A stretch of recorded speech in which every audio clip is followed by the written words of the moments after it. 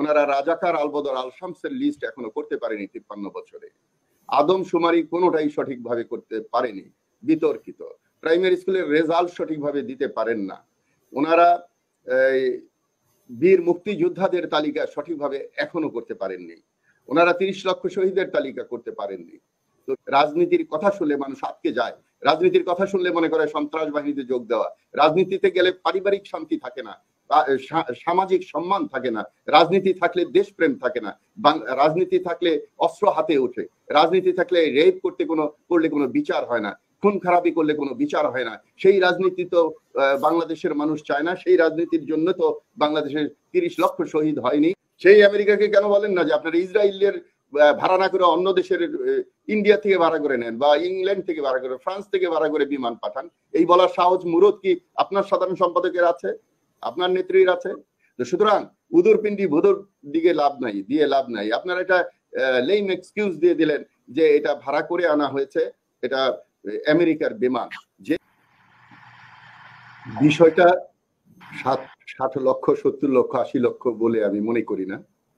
একজনই স্বাধীন দেশে বিনা বিচারে কেন জেলখানায় থাকবে, এটা দেশের মালিকদের চিন্তা করতে হবে। কেন আজকে একজন থাকবে? আনোয়ার ভাই তো হিসাব কিতাব 60, 70, 80 নানা রকম ইয়ে দিয়েছেন। আমার কথা এগুলো প্রকাশ পাবে। যাই হোক, বিসমিল্লাহির রহমানির রহিম। আমার আজকে অত্যন্ত প্রিয় টেবিল টক ইউকে টিভির উপস্থাপিকা এবং অত্যন্ত বিজ্ঞ দুইজন বক্তা বলছে এই জন্যে, আমার জানা মতে ওনারা সরাসরি রাজনীতিতে আছেন বলে আমার জানা নাই এবং আমি জানি না। আমি ওনাদেরকে বিশ্লেষক বা আলোচক হিসাবে বা বক্তা হিসাবে ধরে নেই। কিন্তু দুঃখজনক হলেও সত্য যে বাংলাদেশের যত বক্তা আছে, যত বিশ্লেষক আছে, তারা হয় আওয়ামী ঘরানার অথবা বিএনপি ঘরানার। এটা উন্নত দেশে, উন্নত পৃথিবীতে এটা হয় না। বিবেক দিয়ে যাচাই করে মানুষ ব্যালেন্স করে কথা বলে। কিন্তু আমাদের যারা বিশেষজ্ঞ, যেমন একটা বিষয়ে বিশেষজ্ঞ হলে আমরা বলি অমুক বিষয়, যেমন আমাকে বলা যায় যে সামরিক বিশেষজ্ঞ, কাউকে বলা যায় রাজনৈতিক বিশেষজ্ঞ। কিন্তু আওয়ামী লীগের বিশেষজ্ঞ আর বিএনপির বিশেষজ্ঞ হয়ে পড়েছে দেশে। সেখানে আমাদের সমস্যা। সেই সমস্যা আমরা লক্ষ্য করছি কিনা আমি জানি না। এটা আমি আবারও বলবো, দেশের মালিক জনগণকে লক্ষ্য রাখতে হবে যে আমরা কোথায় আছি। ইদানিং কিন্তু রাজনীতিবিদ খুব একটা দেখা যাচ্ছে না, বিশ্লেষকরা বা আলোচকরাই বেশি আলোচনা করছে। এখানেও একটা ইন্ডিকেশন আছে যে দেশে রাজনীতি আছে কিনা, যেটা প্রশ্ন করলেন আপনি। দেখেন, আমি যদি এক এক করে আসি, তার আগে আমি বলতে চাই স্পষ্টভাবে যে আমরা একটা নতুন দল করার ঘোষণা দিয়েছি মাত্র, যার নাম গণতান্ত্রিক সংস্কার পার্টি, ইংরেজিতে ডেমোক্রেটিক রিফর্মস পার্টি, ডিআরপি সংক্ষেপে বলছি আমরা। এই দলটি সকল দলের সাথেই বন্ধুত্ব, কারোর সাথে শত্রুতা নয়। আমরা সকল দলের সাথে আলোচনায় বসবো, কথা বলবো, দেশের রাজনীতির সংস্কার, গণতন্ত্রের সংস্কার নিয়ে আলোচনা করব। এবং এই প্রায় শতাধিক দলের মধ্যে যাদের যেই জিনিসটা ভালো আছে আমরা সেটা গ্রহণ করব, যেটা খারাপ সেটা আমরা ত্যাগ করব। এইভাবে আমরা রাজনীতির মধ্যে একটা গুণগত পরিবর্তন আনার চেষ্টা করছি। কিন্তু এমন একটা পরিস্থিতিতে চেষ্টা করছি যেখানে বাংলাদেশের মানুষ, বাংলাদেশের ভোটার, বাংলাদেশের মালিক, তারা শুধু প্রতারিত হয়েছে। যেমন কল্যাণ পার্টির একটা স্লোগান ছিল পরিবর্তনের রাজনীতি। এই পরিবর্তনের রাজনীতি করতে গিয়ে নিজেই পরিবর্তিত হয়ে গেলেন। তো জনগণ কার উপরে ভরসা করবে? সো আমাদেরকেও বিশ্বাস করে না এখনো। আমাদের কর্ম, আমাদের পথ চলা দেখে যদি বিশ্বাস করে তখন আসবে লোকজন এবং আমাদের সাথে কাঁধে কাঁধ মিলিয়ে, হাতে হাত মিলিয়ে আমরা কাজ করবো ইনশাল্লাহ। তো সবাইকে ঈদ মোবারক। এবং ঈদের ছুটিতে আমার সৌভাগ্য হয়েছিল ব্যারিস্টার জিল্লুর রহমানের সাথে কথা বলার একটু। আর অনেকদিন পর আনোয়ারুল ইসলাম ভাই, আপনার সাথে দেখা হলো ঈদের পরে। ঈদের শুভেচ্ছা। আর আমি যা কথা বলবো কোনো ব্যক্তিগত আক্রমণ নয়। আমি যা কথা বলবো, আমি বাংলাদেশের রাজনীতি অথবা রাজনীতিকরণ এগুলো নিয়ে কথা বলবো। কারোর সাথে আমার ব্যক্তিগত কোনো বিরোধ নেই, জমি জমা নিয়েও বিরোধ নেই। তো সুতরাং কেউ ব্যক্তিগত ভাবে নেবেন না।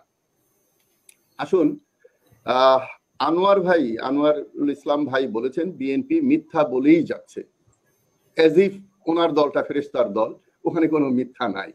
এই যে কথাটা বললেন, এই কথাটা শুনেও কিন্তু মানুষ হতাশ হয় যে চালুন যদি বলে সুইকে যে তোর পিছনে ছিদ্র, ওটা যেরকম শোনায়, আওয়ামী লীগ যদি বলে বিএনপি কে মিথ্যা কথা বলে, ওটা ওরকমই শোনায়। এবং দেশের মানুষ তো বোকা না, ওনারা মনে করেন দেশের মানুষ বোকা, এটা দেশের মানুষ বোঝে। মিথ্যা কম্পিটিশন চলছে বাংলাদেশে। বাংলাদেশে অসৎ এই যে আমাদের যে সুবচন গুলো, এগুলো সব নির্বাসন।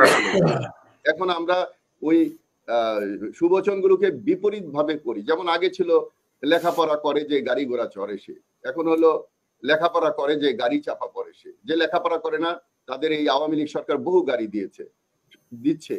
তাদের ছাত্রলীগের আমি নেতাদের গাড়ি বাড়ি দেখলে এগুলো বললে একটা টক শোতে চলে যেতে হবে, আমি ওটা যেতে চাচ্ছি না। এখন আসি হিসাবে। এই যে ৬০-৭০ হাজার হিসাব, এই হিসাব চলছে, এই হিসাব কারা চাচ্ছে? তারা হলো বাংলাদেশের সবচেয়ে বেশি যারা হিসাব করতে পারতো। বাংলাদেশ সরকার স্ট্যাটিস্টিক নিয়ে চলছে না। স্ট্যাটিস্টিক ঠিক না রাখলে, পরিসংখ্যা ঠিক না থাকলে কোনো উন্নয়ন, কোনো কল্যাণ, কোনো ভালো কাজ হতে পারে না। এটা আমাদের দলের, আমরা গঠনতন্ত্রে এটা উল্লেখ করেছি।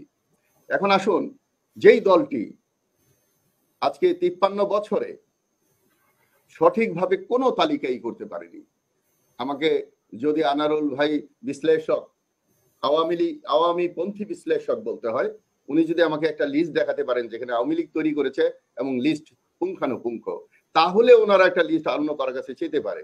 যেমন উদাহরণ দিচ্ছি, ওনারা রাজাকার আলবদর আল শামসের লিস্ট এখনো করতে পারেনি 53 বছরে। আদমশুমারি কোনোটাই সঠিকভাবে করতে পারেনি, বিতর্কিত। প্রাইমারি স্কুলের রেজাল্ট সঠিকভাবে দিতে পারেন না ওনারা।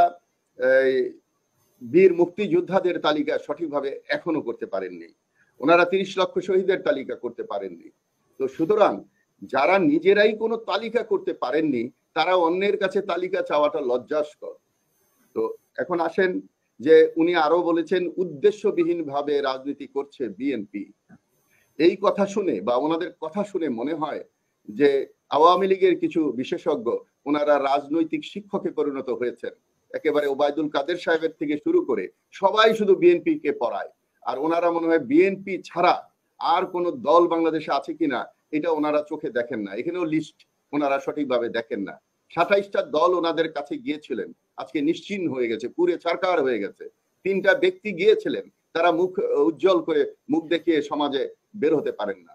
তো সুতরাং ওনাদের কাছে যারা যায় তারা ধ্বংস হয়ে যায়, এমন একটা প্রমাণ তো বাংলাদেশে আছে। এবং আমি যা বলছি তা পত্রিকা খবরের থেকে বলছি, আমি কিন্তু নিজে বানিয়ে একটি কথা ওই পর্যন্ত বলিনি। তো সুতরাং ওনারা যদি বলেন যে উদ্দেশ্যবিহীন ভাবে রাজনীতি করছে বিএনপি, আর ওনারা তো উদ্দেশ্যবিহীন ভাবে ওনারা রাজনীতি করছেন না, ওনারা স্বৈরাচারী করছেন। ওনারা একটা সরকার, একটা ক্ষমতা, একটা চেয়ার ধরে রেখেছেন অস্ত্র এবং প্রশাসন দিয়ে। সেখানে রাজনীতি কোথায়?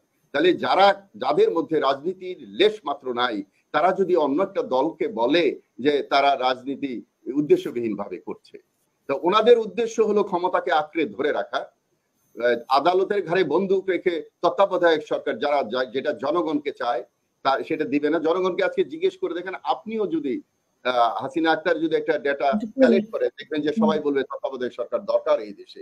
কিন্তু ওনারা তো এগুলো মানছেন না। ওনারা ব্রিটিশ, পাকিস্তান, হানাদার বাহিনীর মতো এবং জমিদার রাজাদের মতো স্বৈরাচার হয়ে আজকে জনগণেরকে যে নিপীড়ন করছে, ওনারা এর থেকে মুক্তি কিভাবে পাবেন আমরা সেই জন্য শঙ্কিত। আর বিএনপির কথা যদি আরেকটা কথা উনি বলেছেন, ওনার পার্টির সাধারণ সম্পাদক যা বলেন তা সঠিক কথাই বলেন, এটা সঠিক বলেছেন। এটা আনোয়ারুল ইসলামের বিশ্লেষণে বেরিয়ে আসতে পারে। জনগণের বিশ্লেষণে আওয়ামী লীগের কোন সাধারণ সম্পাদককে এত তাচ্ছিল্য ভাবে বাংলাদেশের মানুষ দেখেনি। সৈয়দ আশরাফের কথা ভেবে দেখুন, জিল্লুর রহমানের কথা ভেবে দেখুন, আরো অন্যান্য সাধারণ সম্পাদক, আমি নিরপেক্ষভাবে কথা বলছি, এই সাধারণ সম্পাদক নিয়ে যত ট্রল হয়েছে, বাংলাদেশে আওয়ামী লীগের কোন নেতাকে নিয়ে এইভাবে ট্রল হয়নি এই পদে থাকা অবস্থায়। এগুলো তো স্বীকার করতে হবে। তো উনি যদি ওনার মানে আমরা 4জনের মধ্যে উনি শুধু চশমা চোখে দিয়েছেন, তো উনি তো সবচেয়ে বেশি দেখার কথা। তো উনি যদি ভুল দেখেন, তাহলে আমরা যারা চশমাবিহীন ভাবে দেখছি এবং কথা বলছি, আমাদের দু একটা ভুল ত্রুটি তো হতেই পারে, আর আমরা তো ভুল ত্রুটি স্বীকার করি। আওয়ামী লীগ হলো এমন এক ফেরেশতার দল যাদের কোনো ভুল নাই। আমরা জানি যে ভুল ত্রুটি মানুষ মাত্রই হবে, তো এইগুলো স্বীকার ওনারা করবেন না। ব্যারিস্টার জিল্লুর রহমান সাহেব বেশ কিছু কথা বলেছেন, এর মধ্যে অত্যন্ত গুরুত্বপূর্ণ কথাটি যিনি বলেছেন, রাজনীতি আছে কি সত্যিকার অর্থে। উনি দেশে নাই, দেশের বাইরে আছেন। আমি জানি না কখনো সঠিক রাজনীতির পথে রাজনীতিকে আনা যাবে কিনা। আনা না গেলে আমাদের দেশপ্রেমিক অনেক মানুষ দেশের বাইরে আছেন, যারা দেশের জন্য আকুপাকু করে দেশে ফিরে আসতে চায়, কিন্তু তারা সঠিক কথা, সত্য কথা, দুই একজন অতিরঞ্জিত লোক বা দুই একজন বাদ দিয়ে অধিকাংশ মানুষই দেশের কথা বলেন। তাদের কি হবে সেটা রাজনীতি যদি সুপ্রতিষ্ঠিত না করা যায়, ভোটাধিকার যদি প্রতিষ্ঠিত না করা যায়, মানুষের অধিকার যদি প্রতিষ্ঠিত করা না যায়, তাহলে ওই ওনাদেরকে বোধহয় নির্বাসনেই থাকতে হবে। কারণ ওনারা তো নির্বাচনকেও নির্বাসনে পাঠিয়ে দিয়েছেন। আরো উনি বলেছেন পুলিশ এবং সেনাবাহিনী ছাড়া মাঠে আসেন। Yes, correct challenge. আপনারা প্রশাসন ছাড়া, আপনারা আপনাদের যে রাষ্ট্রীয় যে শক্তি, সেটা আপনাদের তো সেবক হিসাবে, আপনাদের তো কর্মচারী হিসাবে দেওয়া হয়েছে। আপনাদের তো এখানে প্রভুত্ব করার জন্য জনগণ সরকার তৈরি করেনি। তো আপনারা প্রাসাদ রাজনীতি করছেন। এই প্রাসাদে বসে বসে সকলকে নমিনেশন দেওয়া, নিজের দলের গঠনতন্ত্রকে উপেক্ষা করে কি বলে এটাকে দলীয় নির্দলীয় প্রার্থী দেওয়া, এগুলো তো ভুল। মানুষ রাজনীতি বিমুখ হয়ে পড়েছেন, এটাও ব্যারিস্টার জিল্লুর রহমান বলেছেন। উনি দূর থেকে বুঝছেন, আমি এখানে থেকে উপস্থিত থেকে দেখছি। আমি যদি 1000 লোককে বলি যে আমরা একটা নতুন দল করেছি, নতুন রাজনীতি করব, নতুন ভাবে আমরা করব, পেশি শক্তির রাজনীতি না, আমরা মেধার রাজনীতি করব, ওনাদের 1000-এর মধ্যে একজন বলে দেখি, ওই দেখি শব্দ বলে 1000-এর মধ্যে একজন। এমন ভাবে এই চুন খাইয়ে খাইয়ে মুখ পোড়া হয়েছে বাংলাদেশের মানুষকে।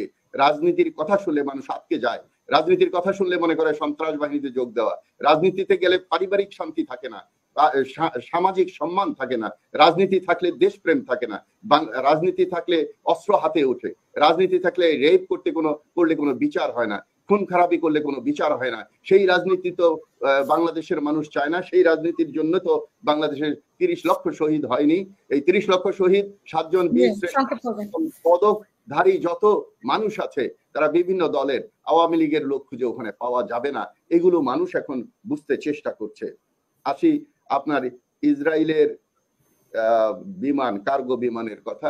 আমি একজন সামরিক ব্যক্তি হয়ে আমি এটা বলতে চাই, প্রথম যে এটা হলো যে সরকার যে অজুহাত দিয়েছে যে এটা আমেরিকা ভাড়া করে এনেছে, আমার কথা হলো সরকার কি আসলে কোনো ব্যাখ্যা দিয়েছে এটা বেসামরিক বিমান কর্তৃপক্ষ বলেছেন বিক্ষিপ্তভাবে যে এটা আমেরিকা থেকে আসছে, এটা বিমানটা ইসরায়েলের, আমেরিকার কারণে, আমেরিকা কাপড় নেওয়ার জন্য এখান থেকে আসছে। আমেরিকার আর কাজ নাই যে গার্মেন্টস এর কাগজ নেওয়ার জন্য একটা বিতর্কিত ইসরায়েলের ইয়ে রাখবে।